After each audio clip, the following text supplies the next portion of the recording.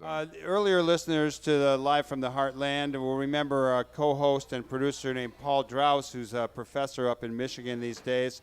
And he actually is working on a story for the soon-to-come-out again, after a number of years, Heartland Journal. And he will also be on the radio show talking about just similar kind of cooperative, sustainable, local agricultural products in Michigan and in Detroit. So stay tuned for that, everybody. I'm here with my friend Orrin Williams. We've known each other, as he pointed out, for about 40 years before we started the Heartland. I got to know him a lot better when he was hanging around the Heartland every now and then. And he's done a lot of things, from helping to coach football over at Northeastern, as well as being one of the key players in Chicago in developing the urban gardening scene. Orrin, one of the things that seems to be in transformation is the question of organic versus or along with local and sustainable agriculture. You know, there was the move toward organic, and there was a lot of pressure, I know, as a business person to serving wholesome and healthy food, although we didn't push the health food angle. We'd call it good, wholesome food for the mind and body here at the Heartland. We did, though, always have some organic things. I didn't ever push it because I didn't want to be too foo-foo. But then there was a lot of pressure to be organic. And increasingly we have moved to more and more of our menu and the sources of our food being organic. But it seems to me that as things have gotten tighter in the country and more difficult, you've had some people who went organic getting royally screwed. I'm referring to the dairy farmers who made that big switch, and now they can't get diddly for their milk. And you see more and more people, including at the farmers markets, talking local. And you have a lot of people who say, well, we're virtually organic, but we're not certified because the process of certification is very difficult. And you also have other people who say we're not 100% organic, but we're pretty good. I had a blueberry farmer in here the other day with his daughter from downstate Indiana, who was kind of a fiscal conservative guy, but clearly a social liberal. And he talked about, for him to be organic for his blueberries would be just about impossible, but in many ways he was close to organic. Talk a little bit about organic, local, sustainable, the history of that, the phenomena, where we're at, what it all means. Well,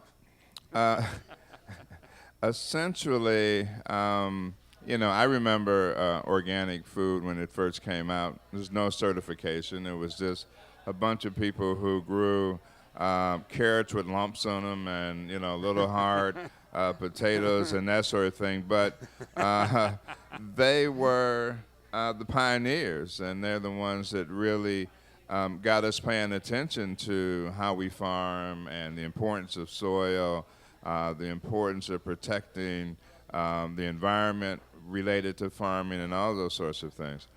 As that movement moved forward, it became more of an industry, and so certification was pushed, and that was basically pushed by the same food giants that we're familiar with.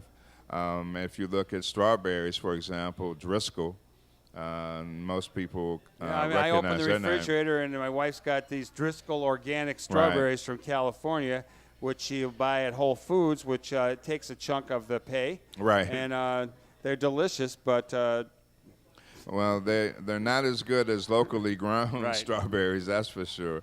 And that certification and saying you're certified organic, and people's quest for organics, not always driven by a lot of knowledge as well. A lot of people just think they're getting the best thing, but they're not considering that Driscoll grows their stuff in California. It's still, that 1,800 mile food chain.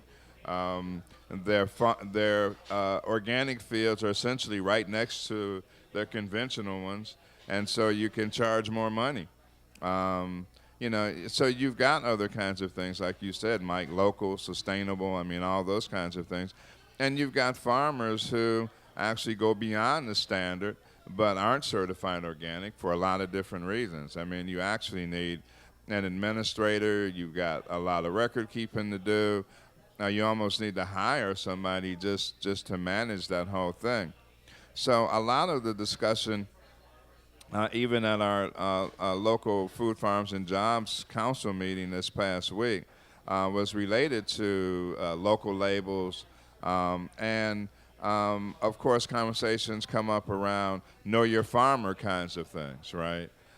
So I wouldn't say it would be an official certification program that we'd be looking at, but people want to know who their farmers are, how they relate to the land, how they work the land, what their philosophies are, what their principles are. And I think you'll find that a lot of times people do go way beyond organic standards, and even sometimes farmers who may apply pesticides or herbicides. And the other thing, too, is most people think that organic means you can't apply any inputs. Not true. Lay that out. There's a list of approved processes and products that you can use to manage pests, to fertilize soil, and that sort of thing. So it's not entirely true that nothing is applied to the soil and nothing is used to manage pests. That said, most small farmers and medium-sized farmers that are committed to what I call sustainable ecological farming do everything they can to avoid that. The other thing is the health of your soil, all those sorts of things help you not have to use any kind of pesticides or herbicides or that sort of thing to deal with pests. And then, of course, you've got integrated pest management strategies with companion plantings that attract beneficial insects that deal with the pests. You've got crop rotation strategies. I mean, it's just a whole wealth of information and strategies and techniques that people use to farm safely. And also, one of the issues we seldom talk about is the health of farmers and farm workers. And I hate to even use that term because oftentimes farmer means the landowner. Farm worker means the labor, but the farm workers are really our farmers. And in conventional situations, some of the research we looked at, and I don't remember numbers off the top of my head, but certainly for an article I did or a chapter I did in David Pello's book around environmental justice, we looked at the high rates of certain kind of cancers and low sperm counts and that kind of stuff that are associated with the use of agricultural chemicals. The other part of that equation also is that most of the conventional pesticides and herbicides are petroleum-based, which means, we use oil to make them, and we use oil as an essential part of, making those particular products as well. So it's an interesting situation.